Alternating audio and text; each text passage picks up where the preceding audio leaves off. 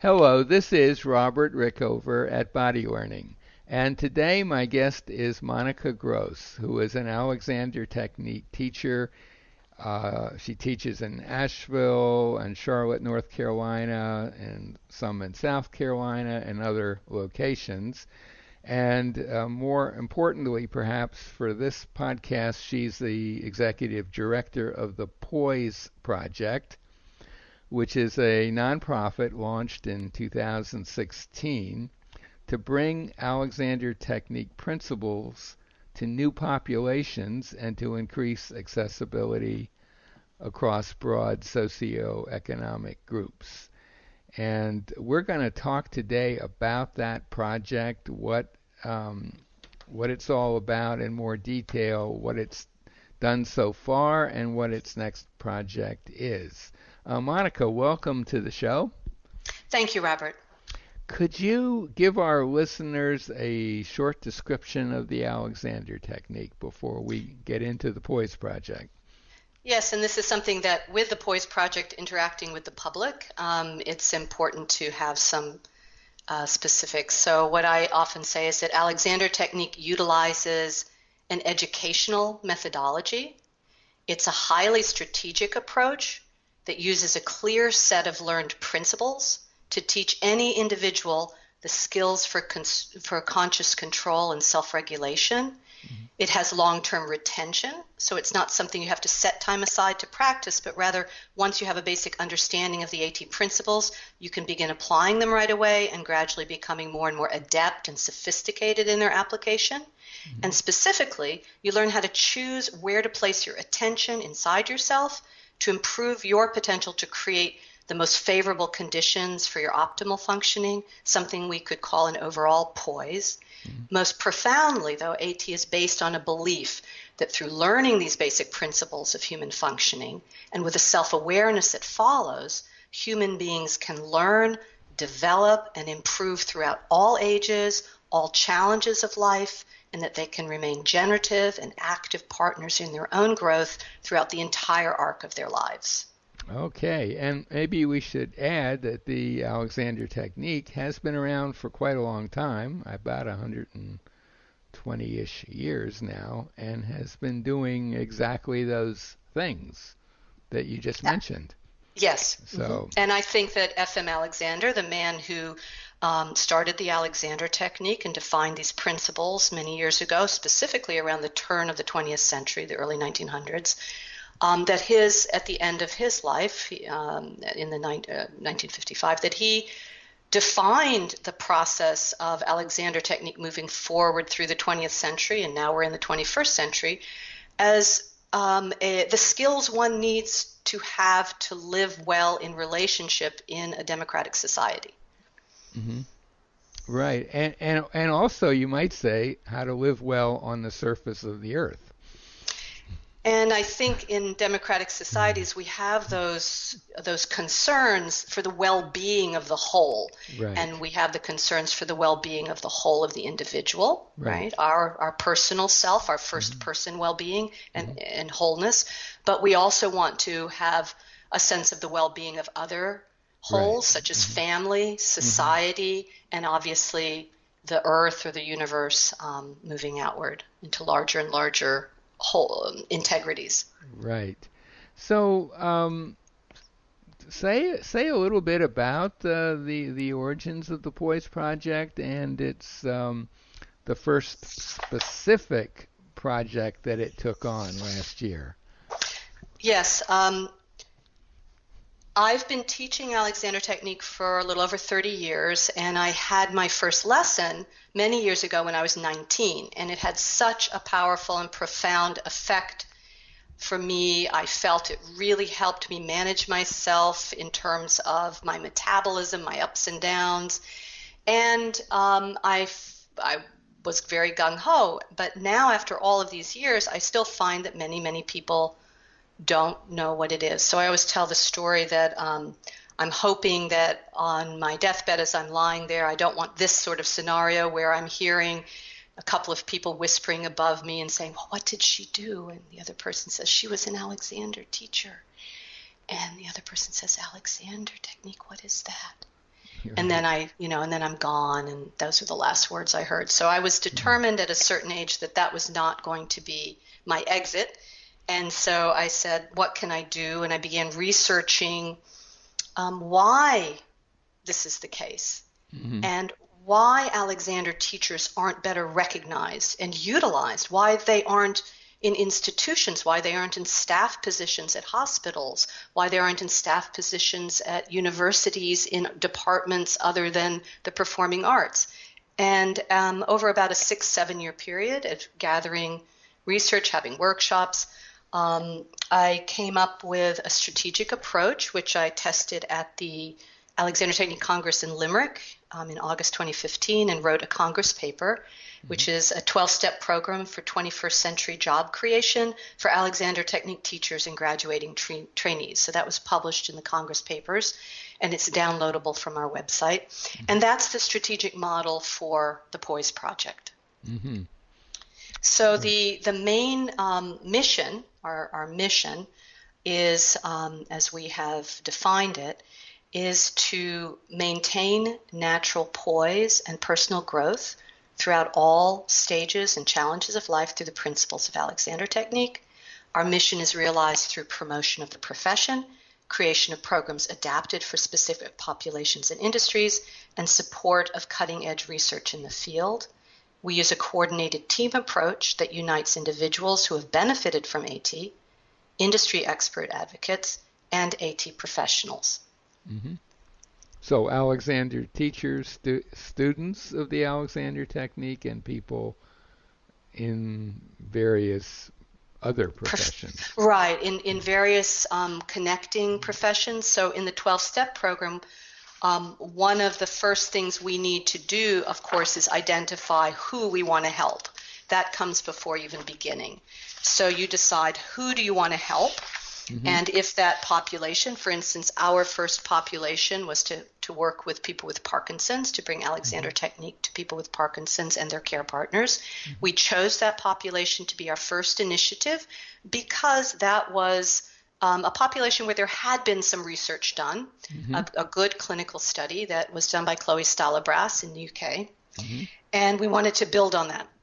So the first thing we did was to try to find out, well, what industries would connect us to that target population, and places like Parkinson's associations, nonprofits, movement disorder specialists, physical therapists, different individuals and institutions that would be connecting us. Mhm. And then we located Alexander teachers who had some level of expertise in that field, and we began working and talking with them and learning from them. And then the next step is very important. It's locating what I call an advocate translator, which is basically a way of saying someone from within the field and within that population. It could be a person with Parkinson's, it could be a movement disorder specialist who also has had some experience of Alexander, who's benefited from it. Mhm. And they can help us, in a sense, translate our jargon or our language or our way of working or a way of seeing to reflect back what that the needs or the perceived needs are of that population. And because if you want to work with a specific population, you really need to convince decision makers and gatekeepers who are going to be able to connect you to that population. We do need to learn ways of speaking and presenting ourselves to those decision makers that are going to be successful. Mhm. So then we try to find someone who is within the industry or the population who hasn't had any knowledge of Alexander and sort of test things with them and get feedback from them. Did they understand? Does this make sense? Would this be useful?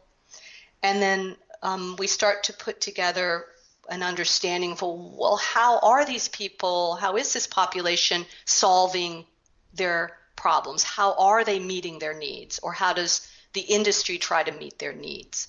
And Mhm. so in the case of people with Parkinson's, obviously there's medical research, there's medication they're taking, there's physical therapy programs, there's occupational therapy, speech language pathology for speech issues, and so forth. Mhm. So then we start to say, well, what is it that Alexander offers this population that these other aspects, these other professionals don't, or that we could enhance? So then we came up with the very clear way of articulating the difference of what makes an Alexander Technique teacher a uniquely qualified member of this care team, let's say for people with Parkinson's. Mm-hmm. And what we said was that the Alexander teacher, let's say you receive a diagnosis of Parkinson's, Robert. It's Mm-hmm. a very daunting, very a profound diagnosis, and there's often a lot of despair or discouragement around it. You're told that you can take your medication, that there's no cure yet, that there's progression, and so forth. Right. You're told exercise is beneficial. You're told socialization is beneficial, and various recommendations. But what the Alexander teacher can do, let's say you've had that diagnosis, if you're then given a referral to an Alexander specialist, such as myself, that's how they would refer to someone, an Alexander specialist, then I would give you the skills to become an active partner on your own care team. Mm-hmm. Mm-hmm. So that you are actively doing what you can to create the best possible conditions for your own well-being and for receiving the benefits of an exercise program, Mm-hmm. of receiving the benefits of your PT or your occupational therapist, and of interacting with the people in your family, your care partners, your spouse, and so forth. Mm-hmm. And the other aspect of Alexander that's very unique, which is unique, Mm-hmm. which I mentioned in the opening definition, is that it has long-term retention. Mm-hmm. So you don't have to set aside time every couple times a week to do your rock steady boxing program. Mm-hmm. You have your Alexander during what they call IADLs, which are instrumental activities of daily living, Mm-hmm. or ADLs, activities of daily living. These are definitions of capability of remaining in the community. Mm-hmm. So the longer someone can manage their instrumental activities of daily living, the more likely they'll be able to remain in the community and active. So we don't know how beneficial in the long term Alexander training would be for someone with Parkinson's at the beginning of their diagnosis, and whether it could have a favorable effect on slowing down progression. And that's something that the Poise Project is committed to, which is long-term or longitudinal research around questions like that with each population that we work with. So with each program that we develop, we're also doing research at the same time. Right. We try to gather data. So you want to build on the studies, particularly Right. the one I think she's done several, hasn't she, Chloe? She did a preliminary study Right. which laid out, I think it was with 24 Mm-hmm. participants, and then they did follow-up. I believe it was at 6 months and a year, possibly Mm-hmm. 18 months. And that's where it became indicated, because with research you don't say it proves, you Mm-hmm. say it indicates, it shows, Mm-hmm. it seems that it has the potential for long-term retention. Mm-hmm. So those three things, Right. that the Alexander teacher delivers skills that make the person better able to benefit from everything else that they are engaged in, and that they're self-regulating. Secondly, of course, that it might have an impact on their long-term experience with any diagnosis if we're working with a pathological population.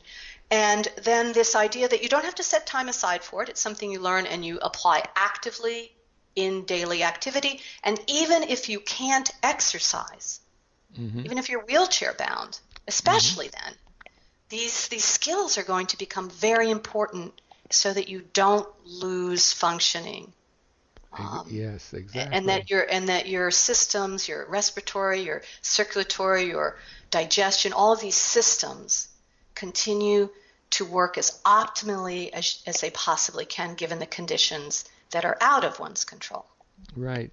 And maybe a very brief pause here to I'd like to just comment on the language terminology that you're using, which is Yes. the kind of terminology that that anyone who's going to have to interact with, in this case, medical profession and That's medical right. So you noticed that. I was deliberately doing that. professions yes. that are medically related, perhaps even. So, for example, the term self-regulation, which is not something that most Alexander teachers would use normally. They probably would talk in terms of learning how to look after yourself or Of something course. like And, that. and, and you and I know that when we're Right. working with a client, that's the language we'll be using. Right. Just what you said. I'm not going to say to someone, oh, yes, you're here to learn self-regulation, right? Right. But But if you're if we're going interacting, through, yeah, with that's that right. If we world, want someone to hire us so right. that we can work with that person, so that we can use the more personal, colloquial language, Hmm. then we need to be able to appear credible, to be credible, Yeah. Yeah. and to be able to interact and be an intermediary and an advocate for that person that we want to bring Alexander principles to for their benefit.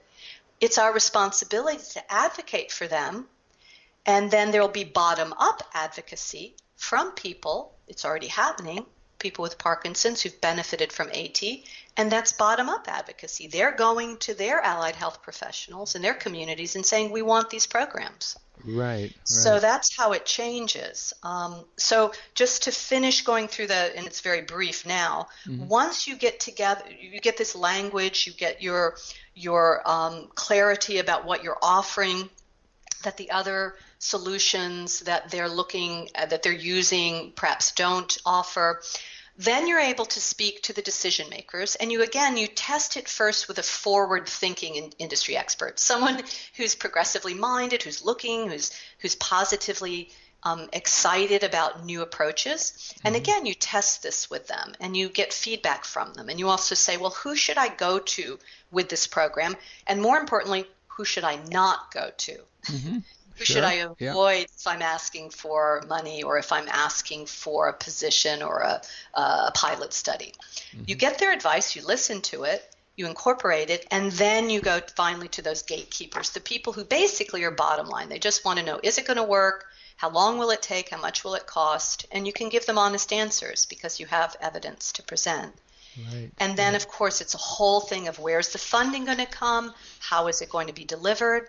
And so we've been looking very, very, very directly at economic systems, economic models. And the only economic model Alexander Technique has used is private practice, private pay, entrepreneurship. Pretty much. Yeah.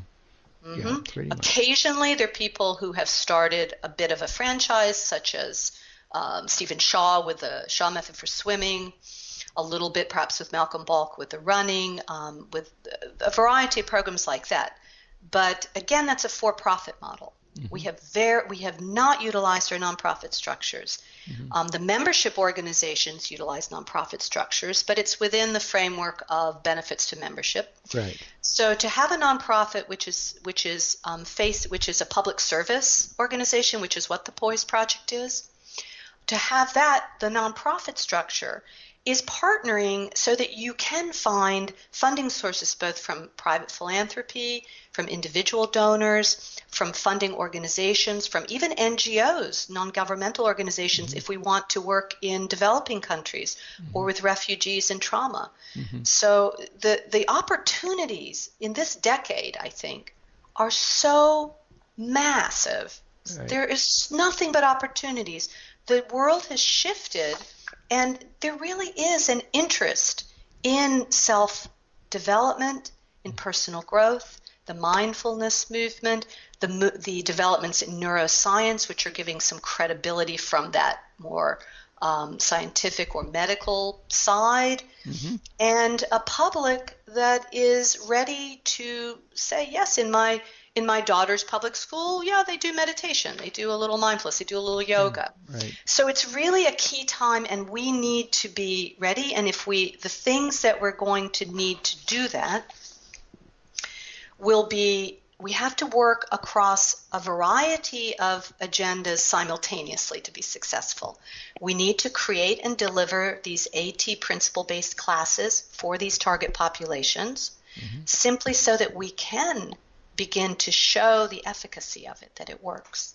Right. Secondly, we need to create and deliver these AT principle-based continuing ed courses for people who are not Alexander teachers so they understand what it is that we're teaching and how they can support the people who come to them to cue this, to understand what the individual is working with when they're working with AT principles. These industry professionals don't necessarily have to take Alexander lessons themselves, but they need to have an understanding of how it works, what we're teaching, and why.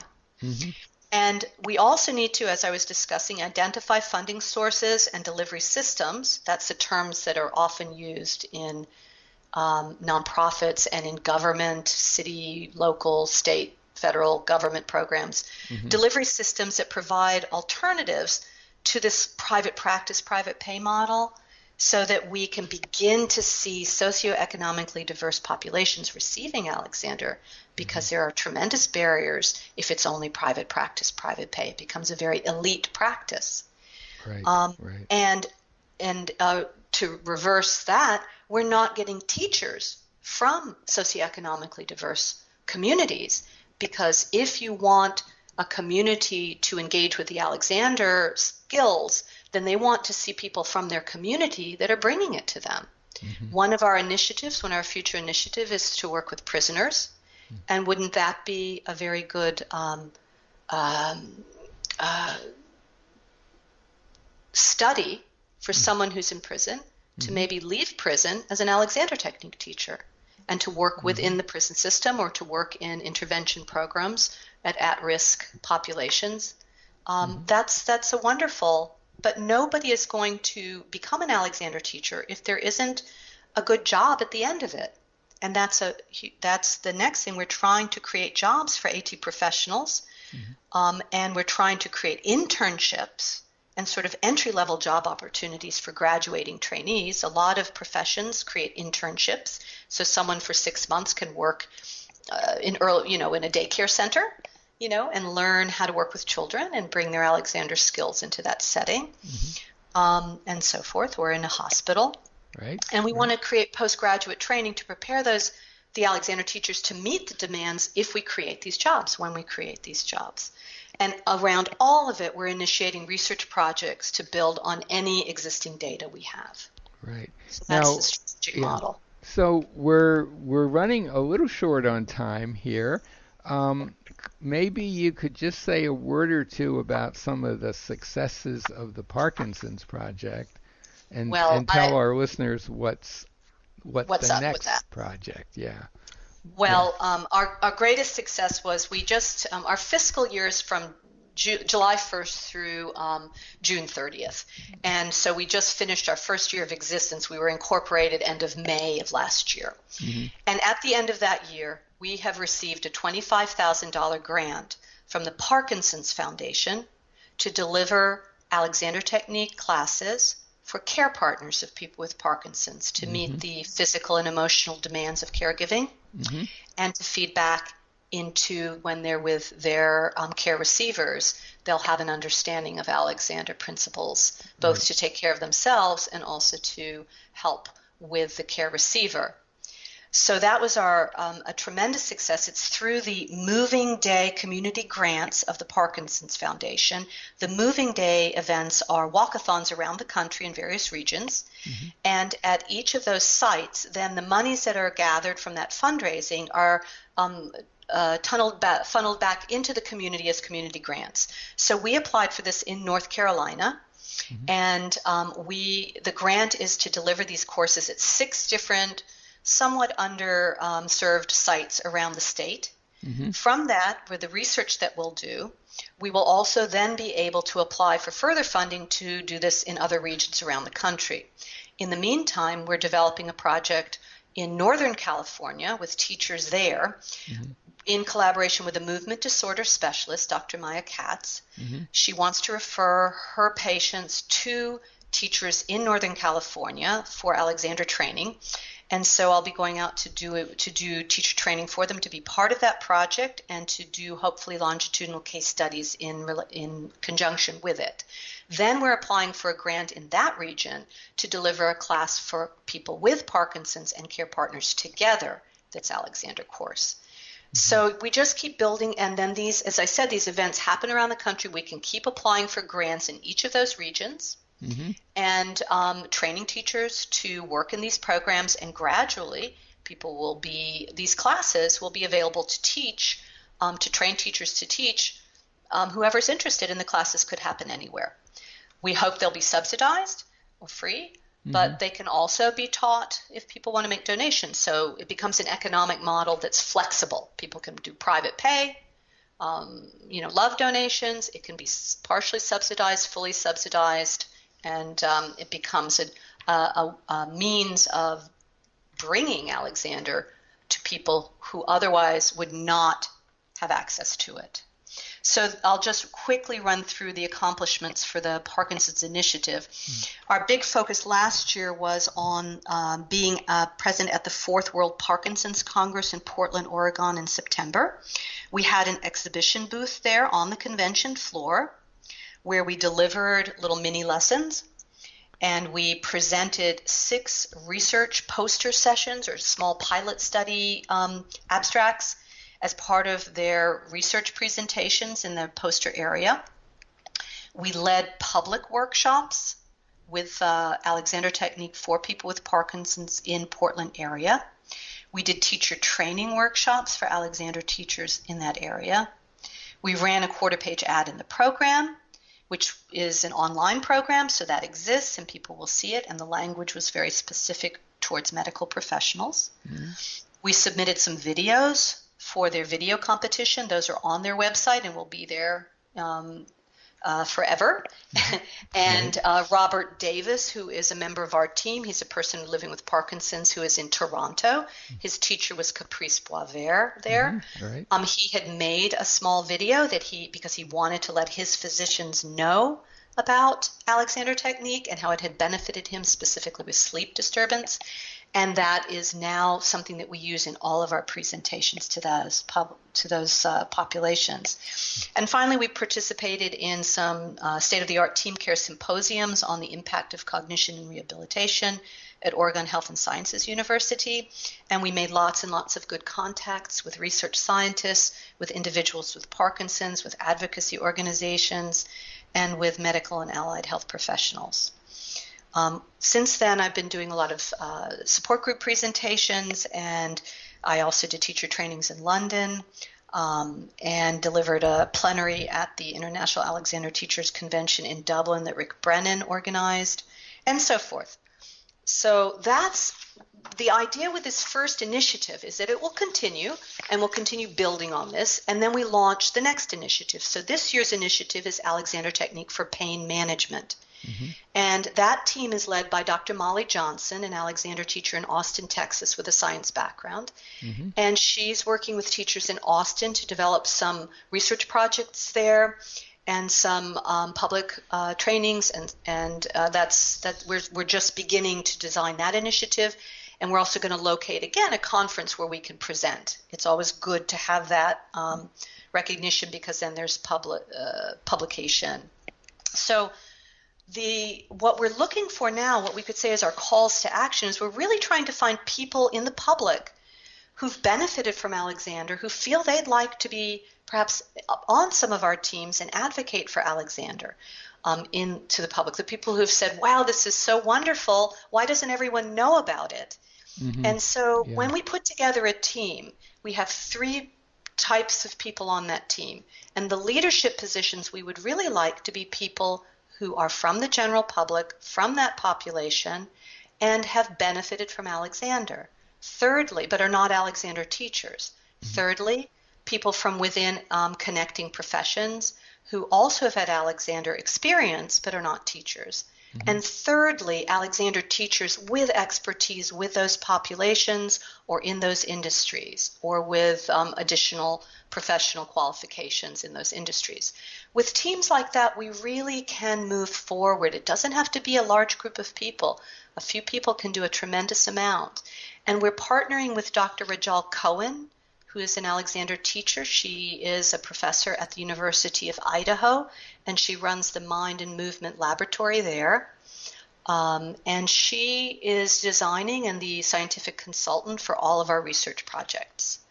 So if someone is either of those three populations I just mentioned, that might want to be a team member, either a person who's benefited from Alexander or an industry professional with expertise in some of our future initiatives, and I'll read those to you, or an Alexander teacher with expertise in any of those initiatives, then please contact us. You can contact us. I'm sure you'll Well, post this on. I'll put a link Yeah. to the Poise Project website by the But the interview. website's easy. It's just thepoiseproject.org. Right. Hmm. And so consider joining a team, or if you're a teacher and you have clients from these populations, could you let them know about us and that we might be able to speak with them? They're going to be Hmm. our best advocates. Hmm. We've really underutilized our students as advocates for our profession. People listen to people who aren't trying to sell them something. The perception is an Alexander teacher is trying to sell you something, even Right. underlying our Right. discussions. Right. But someone who's benefited, who's just enthusiastic, it's more likely someone will listen to them. Hmm. Um, and finally, do you know any funding sources that we could explore? Do you know of any philanthropists who might be interested either in a specific project or just in general with our mission? Or any granting sources or government or local sources within regions that we might be developing programming. Hmm. And of course, we really we want to be sustainable. That's a very important aspect. We want to have full-time staff. I'm working full-time on this project, and we're bringing more and more people in. So if we have some staff, if we have some sustainability through income, then donors become very, very important. So if you like what we're doing and you think it's important, please consider making a one-time donation or becoming what we call the 10-year challenge annual donor, where you give a donation each year to help us know what we're going to have as our budget. And that's the main thing right now. This year is expanding and becoming sustainable. And we're trying to set up each of our 10-year initiatives teams now, because we were really, working very hard to catch up with the Parkinson's initiative, with the exhibit at the Congress and all of that. That took a lot of energy, but it was a great way of launching it. But we now need to really make our infrastructure sustainable. Hmm. So those are the main points I wanted to make. And I hope people are enthusiastic. I'm now going to perhaps end by reading the list of the different populations, our future initiatives. They're also on the website. And those are, this year, as I said, is going to be Alexander Technique for Pain Management. Hmm. Next year, and by year I mean 2018 to 2019, that fiscal year, is AT for addiction and for trauma. Hmm. And then the year after that will be AT for sports. Hmm. The year after that will be AT for first responders and military. Hmm. The year after that will be AT for what we would call in America blue-collar workers, more physical laborers or low-income often workers as well. Hmm. And then, not that blue-collar workers are low-income workers, but that would be a overview of the workers that we will be trying to develop programming for. Hmm. And then the year after that will be AT for office workers, for what you might call white-collar workers. Hmm. And then after that, AT for seniors, which will be an accumulation of many programs that we would already have been developing. And then the year after that will be AT for prisoners and AT for autism spectrum and sensory processing disorders. Hmm. And finally, the last year will be AT across the curriculum of college and university departments, how we might say that it is so that it becomes an elective, maybe a freshman year elective in colleges, universities, community colleges. It could be in a biology department, what Aniko Ball is doing in Australia, where it's part of dental training programs.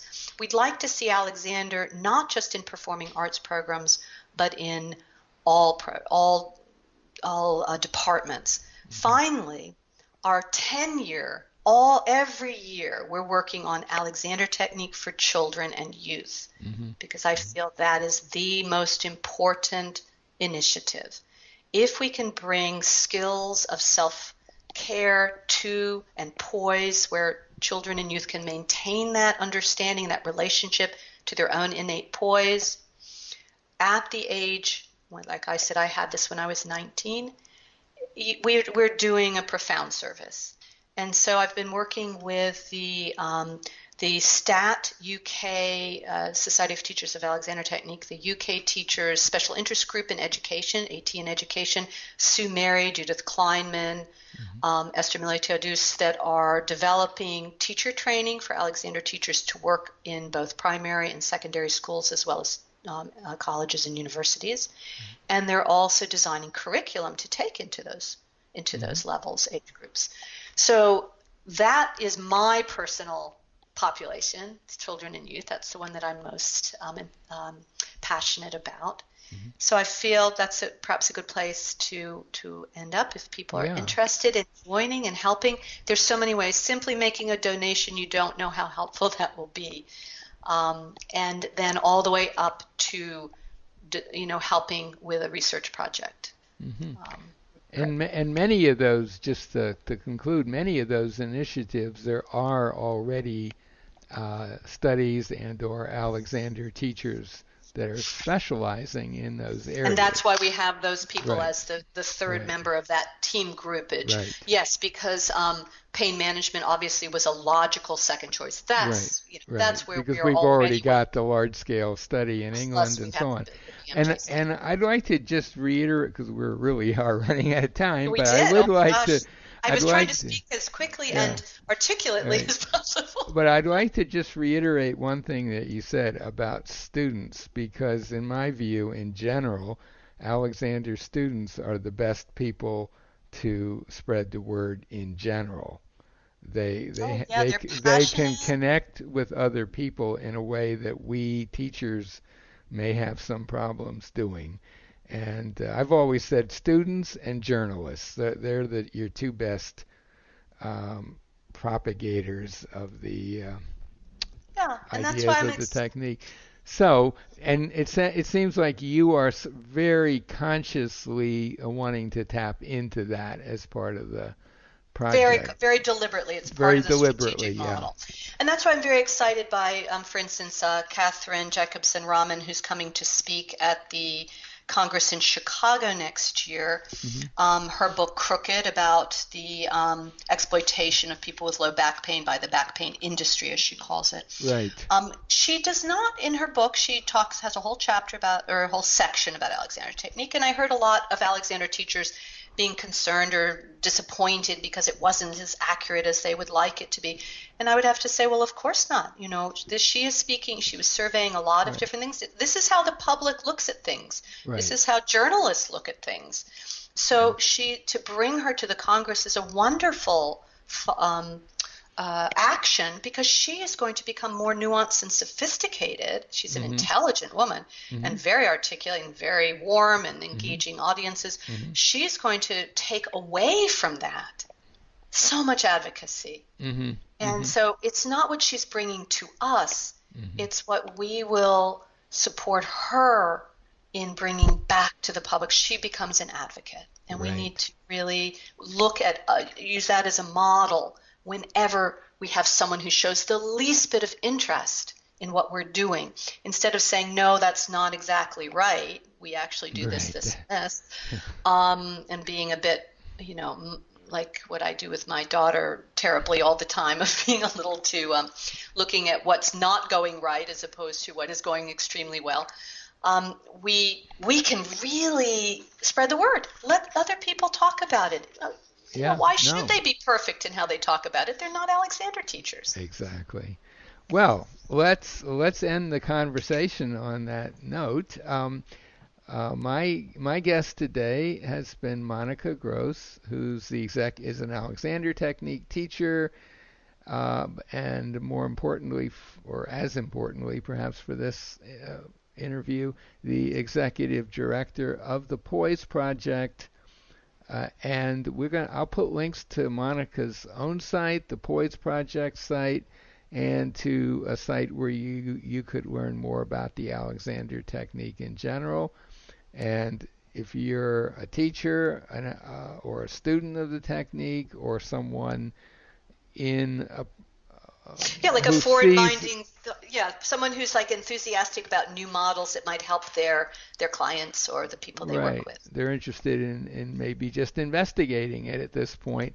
Um, I guess the best thing would be for them to get in touch with you through the Poise Project website, right?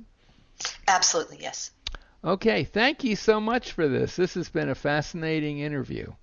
Thank you, Robert, and thanks for taking the time to do this. And I hope I left the impression that I'm feeling very positive and hopeful. And I I think in think you 10 years, did. we're going to be in a very, I think there will be jobs in hospitals for Alexander teachers. They're going to be on staff. They're going to be in schools. I really feel very positive about this. That's definitely how it should be, and I think you're probably right about that. Anyway, thank you so much, and we'll end the conversation here.